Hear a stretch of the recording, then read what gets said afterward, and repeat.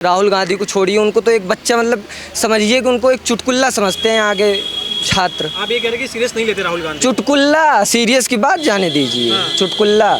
हाल ही में हमारे पड़ोसी मुल्क नेपाल में जिस तरीके से जैन जी ने तख्ता पलट कर दिया है, वहाँ के नेताओं को देश छोड़ करके भागना पड़ा। अब विपक्ष यही कह रहा है कि जिस तरीके के हालात नेपाल में बने हैं, ठीक वैसे ही हालात भारत में बनने वाले हैं, क्योंकि मोदी जी की तानाशाही को लेकर के विपक्ष सवाल खड़े कर रहा है और यह भी कह रहा है कि नौकरी की जहाँ कमी है, और विपक्ष जिस तरीके से वोट चोरी के मुद्दे को उठा रहा है और भाजपा इसे कहीं ना कहीं युवाओं के हवाले से दूर करने की कोशिश कर रही है, तो युवाओं में नाराजगी है। अब यह बात जो है युवा किस तरीके से देखते हैं, किस तरीके से समझते हैं, या इनसे जानेंगे कि क्या वाकई में भारत में भी नेपाल की ही तरह जैन जी सड़कों पे उतरेंगे। क्या भारत में भी जैन जी को मोदी सरकार पर भरोसा है या नहीं है? क्या तख्ता पलट की कोशिश जैन जी भारत में करेंगे या नहीं करेंगे? एक बड़ा सवाल है। क्या शुभ नाम हुआ आपका? देवव्रत सिंह। क्या लग रहा है? सर भी कह रहे हैं कि देखिए हालात ऐसे हैं, कहीं ना कहीं युवा जो है वो रोष है, नाराजगी है। राहुल गांधी का वो अपना दृष्टिकोण हो सकता है, उनके चश्मे में जो लेंस लगा है उसके द्वारा वो देख रहे हैं। इससे भारत की समग्र जनता इनकी इस बात से सहमत नहीं है। भारत और नेपाल का उस मामले में समानता करना ही एक अपने आप में बहुत ओछी बात है। नेपाल के में जो सुशासन चल रहा था, जो वहाँ पे जो था, वहाँ पे बहुत ही भ्रष्टाचार व्याप्त था। सोशल मीडिया पर बैन कर दिया गया, जिसके कारण वहाँ पे जंजी लोग सड़कों पे उतरे और सरकार ने वहाँ पे बहुत ही, हम कह सकते हैं कि ओछी कार्रवाई की। कि उनको सबसे पहले टीयर गैस, आंसू गैस के गोले दागने चाहिए थे, उन्होंने पॉइंट ब्लैंक से शूट का ऑर्डर दे दिया, बिल्कुल, जिसके कारण वहाँ की जनता भड़क गई और 21 से 22 लोग, मुझे आंकड़ा पता नहीं है, आप पता कर लेंगे, 21 से 22 लोग गायब हो गए, जिसकी वजह से वहाँ की जनता उत्तेजित हो गई और संसद में घुस के ये सब कारनामा कर दिए। वैसा भारत में बिल्कुल संभव नहीं है। संभव नहीं है? नहीं संभव, किसी एंगल से नहीं संभव। पहली चीज़ तो ये वहाँ जैसा दोषपूर्ण शासन है, यहाँ वैसा एकदम नहीं है। यहाँ पक्ष को लगता है कि ऐसा है। वोट चोरी की बात करते हैं, कह रहे हरियाणा महाराष्ट्र के चुनाव की बात करते हैं, कह रहे कि जिस देश में युवाओं का वोट, अगर वो कहीं वोट कर रहे हैं और वो वोट गलत जगह जा रहा है, तो कह रहे इससे बड़ा जो है तानाशाही क्या हो सकती है कि लोकतंत्र खत्म हो चुका है भारत में। यह उनका अपना दृष्टिकोण हो सकता है। चुनाव आयोग ने इस पर उनको जवाब भी दिया है, प्रॉपर प्रेस कॉन्फ्रेंस करके इस पर उनको जवाब दिया गया है कि ऐसा है। और वो जो आंकड़े लेके आए थे कि वोट चोरी हो रही है, तो जहाँ से वो इस समय सांसद हैं, वहाँ पे भी तो सेम आंकड़े वहाँ पे भी हैं, तो उसका वो जवाब नहीं दे पा रहे हैं। वो ये कह रहे हैं कि जहाँ भाजपा जीत रही है वहीं पे ऐसा हो रहा है। जैसे जहाँ वो जीते हैं वहाँ पर भी उन जो वोटर हैं उनके भी घर जो है नाम नहीं लिखे, वहाँ भी XYZ नंबर चल रहा है, तो उस पर वो बात नहीं किए। वो वहीं बात किए जहाँ पे भाजपा शासन कर रही है। और उसको नेपाल से कंपैरिजन कर देना एक तो आप अपने में ही बहुत गलत बात है, क्योंकि भाई नेपाल में भ्रष्टाचार व्याप्त था, रोजगार की कमी नहीं थी। यहाँ रोजगार की कमी हो सकती है, परंतु उस पैमाने पर नहीं हो सकती जिस पैमाने पर नेपाल खड़ा था। वहाँ का कुछ अलग मामला है, वहाँ की जनसंख्या उतनी नहीं है। यहाँ पर हमारी कानून व्यवस्था, वहाँ की कानून व्यवस्था बहुत अलग है। यहाँ पर ऐसा थोड़ी हो सकता है कि आप पॉइंट ब्लैंक से शूट का ऑर्डर दे सकते हैं, कहीं नहीं दे सकते। संविधान भी जरूरी नहीं है, संविधान अनुमति भी नहीं देता। लेकिन देखिए, जहाँ जैसे जिस तरीके से नेपाल में तख्ता पलट हुआ है, भारत में भी अगर हम जैन जी वोटर की बात करें, 18 से 19 साल के युवाओं की बात करें, तो लगभग 1 करोड़ 80 लाख के लगभग आबादी है जो 18 से 19 साल के युवा हैं और जिनका वोट पड़ता है। विपक्ष का यही कहना है कि जिस तरीके से माहौल बना हुआ है, राहुल गांधी ने जो बिहार में वोट अधिकार यात्रा निकाली थी, बार बार वो कह रहे थे कि 65 लाख मतदाताओं के नाम काटे गए, तो ये कह रहे टारगेट किया जा रहा है। तो ये अब युवाओं को समझ में आ रहा है और इसलिए तख्ता पलट होगा, क्योंकि भाजपा ऐसा माहौल बना दिया है कि इसके अलावा कोई पार्टी रहेगी नहीं भारत में। देखिए, बात रही युवाओं की, तो अधिकतर युवाओं का मत भाजपा के साथ में है, भाजपा के साथ में है, भाजपा के पक्ष में है। यहाँ दिल्ली विश्वविद्यालय के इस प्रांगण में हम लोग खड़े हैं, यहाँ पर मुझे नहीं लगता है कि 30% से ज़्यादा लोग NSUI या कांग्रेस का सपोर्ट कर रहे होंगे। मुझे लग रहा है कि 70% युवा इस समय दिल्ली विश्वविद्यालय में जितने युवा पढ़ रहे हैं, 70% युवा भाजपा के मत से सहमत हैं। इस बार तो आर्यन मान भी 15,000 वोटों के अंतर से जीते हैं। यही तो उसका प्रमाण है, उसका प्रमाण और क्या है? भाजपा के विचार से यहाँ पे सहमत है। इसका और इससे बड़ा प्रमाण क्या हो सकता है कि इस बार आर्यन मान 15,000 वोटों से जीते हैं। 4 पदों में से पिछले यहाँ के 4 पदों में से 3 ABVP लेके गई है, 1 पद केवल NSUI जीती है। अब उसको अपनी यह जो दृष्टिकोण राहुल गांधी जी का है, उनको यह तुरंत समझ जाना चाहिए। उनको जवाब है, एक करारा। तो युवा नहीं रहे हैं, समझ देश की जनता नहीं रही है कि मैं राहुल गांधी अपने आप को एक युवा नेता के तौर पर पेश करते हैं। वो बार बार ये कहते हैं कि देखिए 75 साल के मोदी जी भी हो गए हैं, खींच रहे हैं, वो सत्ता में इतने मग्न हो चुके हैं कि वो खींच रहे हैं कि बस मुझे सत्ता में रहना है किसी भी प्रकार से, चाहे वोट चोरी करके रहूं चाहे किसी भी प्रकार से रहूं। तो मैं आपके माध्यम से राहुल गांधी जी को ये बता देना चाहता हूँ कि 50 साल का व्यक्ति युवा नहीं होता है। जो आपने आपको वो युवा कहते हैं कि मैं युवा नेता हूँ, तो सत्य बात ये है कि वो अधीरों के नेता हैं। वह युवाओं के नेता नहीं है। 50 साल का व्यक्ति युवाओं का नेता नहीं हो सकता है। युवाओं का नेता आर्यन मान और एक प्रकार से कह सकते हैं कि रौनक खत्री भी हो सकते हैं, NSUI के हैं। पार्टी मैटर नहीं करती, व्यक्ति मैटर करता है। तो उनके हिसाब से कि वो युवाओं के नेता हैं, तो ऐसी कोई बात नहीं है। युवाओं के वो नेता हो सकते हैं उनके जिनका उनकी जैसा दृष्टिकोण हो, वो अपने दृष्टिकोण। पक्ष बयानबाजी कर रहा है, अबू आजमी हैं, सपा के नेता हैं, वो साफ तौर पे ये कह रहे हैं कि देखिए अब जो बात है आगे बढ़ चुकी है, अब जो है आपको सड़कों पे आ ही जाना चाहिए क्योंकि माहौल खराब हो चुका है। एक तरीके से वो जनता को डायरेक्ट कह रहे हैं कि आप सड़कों पे आ जाइए, बहुत देर हो गई है। मैं आपको प्रमाण के साथ कहता हूँ, ऐसे राजनेता केवल जनता को भड़काने का कार्य करते हैं। ऐसे लोग केवल सिर्फ हमारे बीच में स्टूडेंटों को, युवाओं को भड़का करके कि ताकि वह उतरो सड़क पर और वहाँ नेपाल जैसी व्यवस्था यहाँ पे हो जाए, जैसा वहाँ चल रहा है वैसा यहाँ पे ये चाहते हैं विपक्ष। आप ये कह रहे हैं कि विपक्ष ये चाहता है कि भारत में वैसे हालात बने, गृह युद्ध के हालात बने। जी, विपक्ष यह पूर्णतः प्रमाणिक है कि विपक्ष यह चाहता है कि भारत में नेपाल जैसे हालात बने। इसीलिए राहुल गांधी युवाओं को आह्वान कर रहे हैं कि आप आएँ, सड़क पर उतरें, जबकि ऐसा कोई वहाँ जैसा भ्रष्टाचार नहीं है। वहाँ पे यहाँ सुशासन है, वहाँ पे दुराशासन चल रहा था। वहाँ जैसी कोई समानता भारत में नहीं है। वहाँ जैसे हालात पैदा हुए यहाँ पे भारत में कभी नहीं पैदा हो सकते हैं।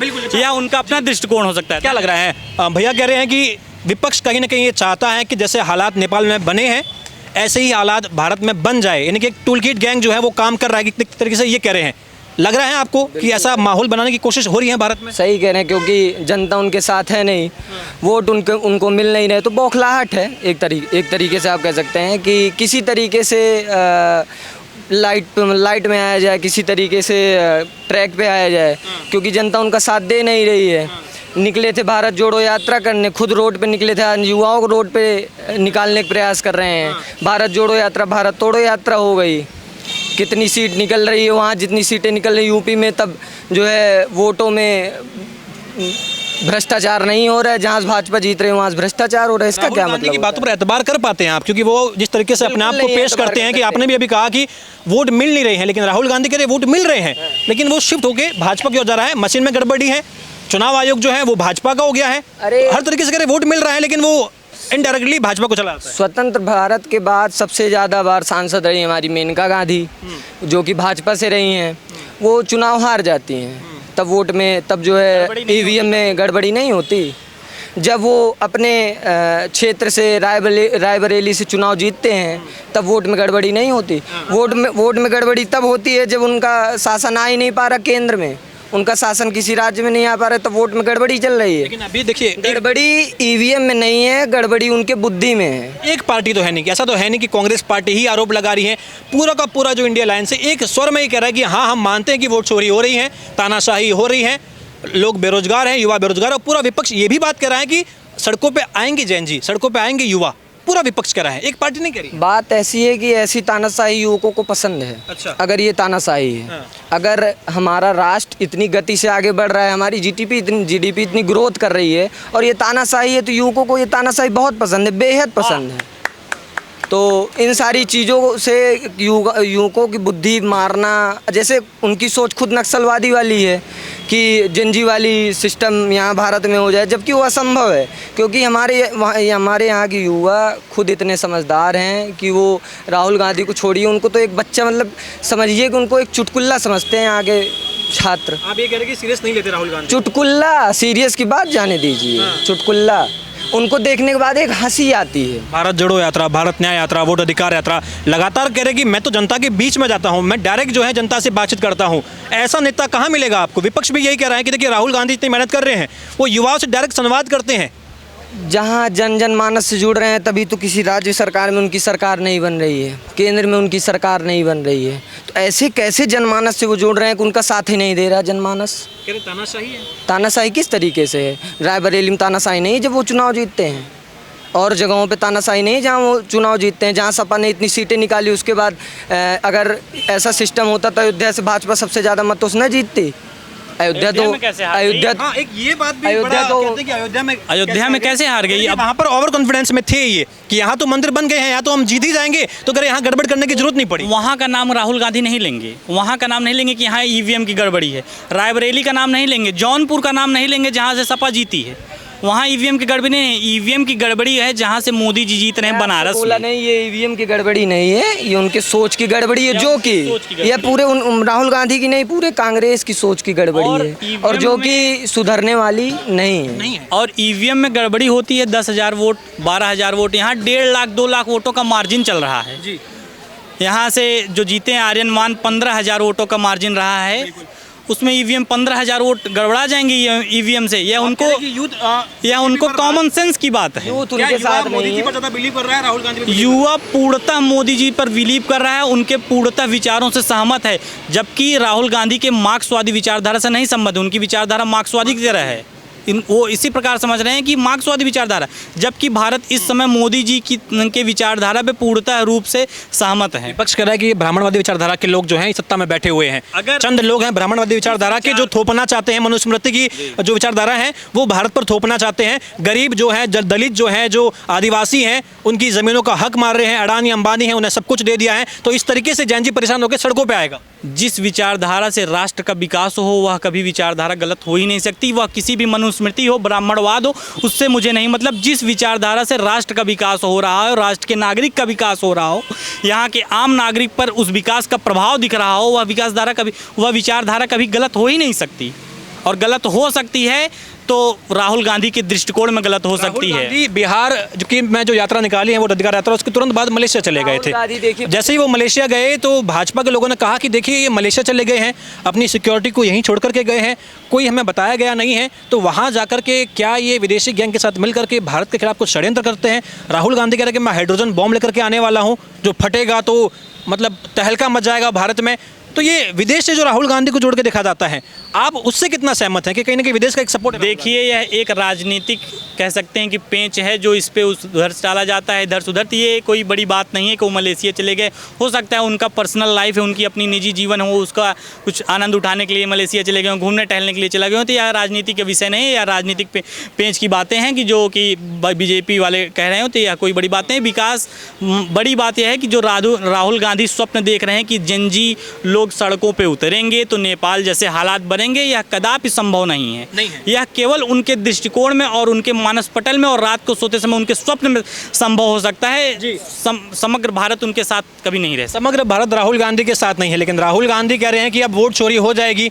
हमें तो वोट पड़ रहा है, हरियाणा में हमें वोट पड़ गया, महाराष्ट्र में हमें वोट पड़ गया, जलेबी बना के हम तैयार रखे थे, भाजपा वाले आए, इलेक्शन कमीशन को बोला और हमारा जलेबी खा के चले गए। देखिए, दो चीज़ें हैं। पहले तो जिंजी प्रोटेस्ट समझने के लिए ये समझना होगा कि जिंजी हैं कौन।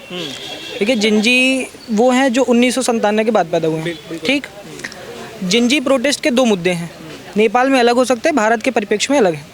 भारत के परिप्रेक्ष्य में जिंजी आंदोलन का मुद्दे दो हो सकते हैं, एक रोजगार, बिल्कुल, और दूसरा जो आज के युवा हैं वो ज़्यादातर इंटरनेट पे हैं, तो वो अपनी विचारधाराएं ऐसा मतलब प्रोजेक्ट करने में बहुत ज़्यादा उनको झिझक है नहीं। और रोजगार भी जो है कहीं ना कहीं यूट्यूब के माध्यम से या सोशल मीडिया के माध्यम से इतना जनरेट हो चुका है, तो डिपेंडेंसी जो है वो सोशल मीडिया पे है। अब जैसे मेरे बड़े भाइयों ने बोला कि यहाँ पे जिंजी प्रोटेस्ट संभव नहीं, संभव है, जिंजी प्रोटेस्ट होगा। हाँ, ये कह सकते हैं कि नेपाल जैसा विकराल रूप नहीं होगा, पर भारत में भी जिंजी प्रोटेस्ट होगा और होना चाहिए। आंदोलन होना ही मतलब कहीं ना कहीं जो सत्ता पे है उसकी जवाबदेही तय करता है। तख्ता पलट की बात कही जा रही है। नहीं, तख्ता पलट की बातें तो देखिए वो विपक्ष पे हैं, तो तख्ता पलट की बातें वो करेंगे, क्योंकि कहीं ना कहीं वो भी अपनी आइडियोलॉजी लेके आ रहे हैं। उनको भी चाहिए कि भाई हमारी सरकार इस बार नहीं बनी। पलट के देखिए मायने हैं, एक मायना ये है कि लोकतांत्रिक तरीके से तख्ता पलट हो जाए, चुनाव हो और तख्ता पलट हो। दूसरे मायने ये कि जिस तरीके से नेपाल में हुआ कि नेताओं की हत्या तो करी गई है, जिंदा जला दिया गया है, संसद और तमाम जो चीज़ें हैं उन्हें फूंक दिया गया है। तो ये जिस तरीके का हालात है उस तरीके से तख्ता पलट की बात कही। देखिए, नेपाल में जो घटनाएं हुई हैं वो पहले जलाना थोड़ी हुआ है कि पहले नेताओं को जला दिया गया। देखिए, आंदोलन को रोकने के 3-4 तरीके होते हैं। पहले टीयर गैस फेंकी जाती है, पानी फेंका जाता है, या फिर बहुत जब बहुत विकराल रूप आ जाता है तब फिर प्लास्टिक बुलेट्स मारे जाते, वो वाले रबड़ बुलेट्स। ठीक, अगर आप पॉइंट ब्लैंक किसी को शूट करोगे, ठीक, 20 से 22 जिंजी प्रोटेस्टर जो थे उनको पॉइंट ब्लैंक पे शूट किया गया, ठीक, तो फिर जनता ने विकराल रूप लिया। वो कहीं ना कहीं फिर, हालांकि वो भी जस्टिफाई नहीं करता उनके कृत्य को, पर वो भड़काने का मेन रीज़न था। भारत में ऐसी स्थिति की आपको संभावना लगती है? नहीं, हमारी प्रशासन ठीक है, और चूँकि हमारा प्रशासन इतना मजबूत है अभी कि ये स्थिति नहीं आएगी। आप देख ही सकते हैं जो किसान आंदोलन भी हुआ था, तो इतना, चूँकि नेपाल से बड़ी जनसंख्या में किसान आंदोलन यहाँ पे हुआ था, पर वो विकराल रूप नहीं ले पाया। क्यों नहीं ले पाया? क्योंकि हमारा प्रशासन ठीक है, अभी कंट्रोल कर सकता है। लोग भी उस तरीके के उन्माद हाँ, नहीं उस है कि- मेंटालिटी के नहीं है, और पॉइंट ब्लैंक पे शूट भी नहीं किया जा रहा है अभी कि इतना बिल्कुल हैवी वो होगा। अच्छा, मैं तो कुछ और भी युवा हैं। सर, क्या नाम हुआ आपका? मेरा नाम देवप्रकाश पांडे हुआ। पांडे जी, क्या कहना चाहेंगे? क्या भारत में जिस तरीके से नेपाल में जनजी प्रोटेस्ट हुआ है, तख्ता पलट हो गया वहाँ पर, क्या भारत में भी वैसी संभावना हो सकती है? राहुल गांधी कह रहे हैं कि बिल्कुल होगी, क्योंकि वोट चोरी हो रही है, तानाशाही है, और जनजी सड़कों पर आएगा। अबू आजमी सपा के नेता सेम बयानबाजी कर रहे हैं कि सड़कों पर उतर आइए, अब कहीं देर ना हो जाए। तो इस तरीके की जो बातचीत कही जा रही है, कितना सहमत है आप? पहली बात मैं आपको बता दूं, आपके चैनल के माध्यम से बता दूं कि भारत देश का जो लोकतंत्र है इतना उथला नहीं है कि इसको कोई आके उखाड़ के फेंक के चला जाएगा। भारत की लोकतंत्र की जो जड़ें हैं बहुत गहराई तक हैं। भारत में ऐसी कोई भी संभावना अभी नहीं, कभी भी भारत में लोकतंत्र पे खतरा केवल एक बार आया है, सिर्फ इमरजेंसी के दौरान। आज तक भारत के लोकतंत्र को खतरा नहीं आया है। भारत का लोकतंत्र लगातार फल फूल रहा है। लेकिन कह रहे हैं कि लोकतंत्र के जो कहीं ना कहीं शाखाएँ हैं, इलेक्शन कमीशन हो गया, तमाम जो चुनाव आयोग के जो तमाम जो मेंबर हो गए, ये कह रहे ये शाखाएँ हैं, ये अब भाजपा की भाषा बोलने लगे हैं। राहुल गांधी डायरेक्ट आरोप लगाते हैं गणेश कुमार पर कि ये तो भाजपा की भाषाएं हैं, ये कहीं ना कहीं जो है लोकतंत्र का गला घोटने का काम कर रहे हैं और ख़त्म कर दिया है लोकतंत्र को। राहुल गांधी ये कह रहे ख़त्म हो चुका है लोकतंत्र। नहीं, ये विपक्ष के नेता हैं, इनको बयानबाजी करने का शौक़ है। मैं राहुल गांधी जी को सीधा नहीं नकार रहा हूँ, लेकिन किसी भी संस्था पे ऐसे सवाल उठाना गलत है पूरी तरह से। एक लोकतांत्रिक संस्था है, उस पर इस तरह से सवाल उठाना पूर्णतः गलत है। और भारत में लोकतंत्र सुरक्षित है, आप निश्चिंत रहिए। आपके माध्यम से बता दूं कि भारत में ऐसा जनजी प्रोटेस्ट टाइप में कुछ होने वाला नहीं है। कल अभी मैं आपको बताऊं, राहुल गांधी जी का एक ट्वीट है, उन्होंने जिस प्रकार से अब अपने ट्वीट में जनजी शब्द का भी प्रयोग शुरू कर दिया, तो एक इशारा देना चाहते हैं जो कि पूर्णतः गलत है। ऐसा नहीं करना चाहिए। आज तक उन्होंने जनजी शब्द का प्रयोग नहीं किया, लेकिन अपने पड़ोसी देश में ऐसी घटना होने के बाद जनजी का संबोधन करना ये मुझे उचित नहीं लगा। वो युवाओं के लिए और नागरिकों के लिए लगातार संघर्ष कर रहे हैं, ये काबिल तारीफ़ है। उन्होंने भारत जोड़ो यात्रा की। आपने बड़ी अच्छी बात कही कि देखिए, जब आपको कहीं ना कहीं ये चीज़ दिख गई है कि इस तरीके का माहौल हमारे पड़ोसी मुल्क में बना है, और अब उसी चीज़ को ट्रिगर किया जा रहा है कि जैन जी जो हैं सड़कों पे आएंगे। अबू आजमी है, जैन जी का प्रयोग कर रहे हैं, चाहे समाजवादी पार्टी हो, कांग्रेस पार्टी हो, विपक्ष की कोई भी पार्टी हो, अब जैन जी शब्द को अपने हर एक ट्वीट में एक मुख्य हथियार के तौर पर देख रही है कि अब सड़कों पे आप लोग आ जाइए, तख्ता पलट कर ही दीजिए। तो ये जो मेंटलिटी है, उस पर आपको कुछ संदेह हो रहा है? ये सीधा संकेत तो यही है कि अगर पड़ोसी देश में एक घटना घटी है, उसके तत्काल बाद अगर आप ऐसे शब्दों को वहाँ से उठा के अपने यहाँ प्रयुक्त कर रहे हैं, तो आप संकेत देना यही चाहते हैं। क्योंकि आप जानते हैं कि विपक्ष पूरी तरह से धराशायी हो गया है। उसके बस में इस समय उसकी जो सूझबूझ है वो दब गई है। अच्छा। तो उन लोगों को कुछ ना कुछ चाहिए, तो वो ऐसे शब्दों के माध्यम से देश को हिंसा की तरफ बढ़ाना चाहते हैं। विपक्ष को ये लग रहा है कि अगर हमें सत्ता में आना है तो एकमात्र तरीका यही है, ऐसा माहौल बने नेपाल वाला, क्योंकि लोग तांत्रिक तरीके से नहीं आ पा रहे हैं। ये कहना चाह रहे हैं आप? बात ये है कि विपक्ष ने अपना पूरा प्रयास कर लिया, भारत जोड़ो यात्रा भी की और तमाम चीज़ें की, लेकिन वो सत्ता में आ नहीं पा रहे हैं। तो उनको अब कुछ तो चाहिए, और सबको पता है कि भारत एक युवा प्रधान देश है, युवाओं की संख्या काफ़ी है। वो चाहते हैं कि युवा सड़क पे आएंगे। हाँ, इस सरकार में कमियां तो हैं, रोज़गार के मामले में सरकार में काफ़ी कमियां हैं। तो युवा जायज़ बात है, अगर रोज़गार नहीं मिलेगा तो नाराज़ होंगे। तो विपक्ष इसका सीधा फ़ायदा लेना चाहता है कि बेरोज़गार युवाओं को मैं सड़कों पर लेके आऊँ। तरीका गलत है, लेकिन हाँ, ये तरीका गलत है। अगर आप जनजी को इसलिए आह्वान कर रहे हैं कि वो नेपाल की स्थिति बनाए, तो ये सीधा बहुत गलत बात है। देश के विपक्ष को और एक जिम्मेदार नागरिक को ऐसे शब्दों का प्रयोग बिल्कुल नहीं करना। उम्मीद करते हैं कि ऐसा माहौल बनेगा नहीं, अगर ये कोशिश अगर करी भी जा रही है, चाहे कोई विदेशी गैंग इसमें षड्यंत्र करे हो। क्योंकि देखिए, अमेरिका की भूमिका को लेकर के हर बार सवाल खड़े होते हैं। वो ना तो किसी का परमानेंट दोस्त है, ना किसी का परमानेंट दुश्मन है। अमेरिका अपने इंटरेस्ट पर चलता है। बार बार ही कहा जा रहा है कि चाहे बांग्लादेश हो, चाहे नेपाल हो, अब तो म्यांमार की भी बात कही जा रही है। तो तमाम ये बार बार बात कही जा रही है कि अमेरिका जिस तरीके से शायद अपना गैंग चला रहा है, कहीं पर अपना माइंडसेट चला रहा है, भारत में भी कहीं की कोशिश कर रहा होगा। और ये जैन जी शायद विपक्ष जो है उसको एक हथियार बना दे। आप लग रहा है आपको ऐसा? नहीं, ये आप निश्चिंत रहिए। भारत का लोकतंत्र, मैंने शुरुआत में कहा, बहुत गहरा है। बिल्कुल। इसको हिलाने में किसी विदेशी सत्ता में इतनी शक्ति नहीं है कि भारतीय लोकतंत्र को हिला पाएगा। भारत का लोकतंत्र ऐसे ही बुलंदी पे रहेगा, निश्चिंत रहिए। तो देखिए, हम तमाम युवाओं से हमने बातचीत करी है, क्योंकि हाल ही में आपको भी पता है कि नेपाल में जिस तरीके से जैन जी सड़कों पर आए और वहाँ की सरकार से जो नाराज़गी थी वो धीरे धीरे विकराल रूप धारण करी और तख्ता पलट हो गया। उसके बाद भारत में भी पूरे के पूरे विपक्ष ने एक स्वर में ये कहा कि शायद यहाँ भी ऐसे हालात बन सकते हैं। विपक्ष के जितने भी तमाम आलाकमान हैं, उनके नेताओं की ट्वीट में भी कहीं ना कहीं ये बात देखने को मिली है कि जैन जी जो हैं वो सड़कों पर आए, एक तरीके से आह्वान किया जा रहा है या उन्हें संकेत दिए जा रहे हैं। सवाल यही है कि क्या वाकई में जैन जी को लेकर के विपक्ष जो है अब इतना आश्वस्त हो गया कि यही एकमात्र हमारा हथियार है जो माहौल बना सकता है। हालांकि भाजपा के नेताओं को लेकर के भी युवा यही कह रहे हैं कि इस देश में जिस तरीके से सरकार चली है, कहीं ना कहीं रोजगार की कमी है, एसएससी का प्रोटेस्ट हो, वहाँ सरकार की वो नाकामी है। चाहे हम बात करें जहाँ प्रधानमंत्री की रैली थी पटना में, और ठीक उसी दिन वहाँ पर दारोगा की भर्ती को लेकर के युवा जो हैं सड़कों पर आए थे, तो नाराजगी युवाओं में है, बेशक है, लेकिन जो तरीका है प्रोटेस्ट का, जो नेपाल में जो हालात बने हैं वैसे भारत में नहीं बनेंगे, क्योंकि भारत का लोकतंत्र जो है उसकी जड़ें मजबूत है, ये कहना है।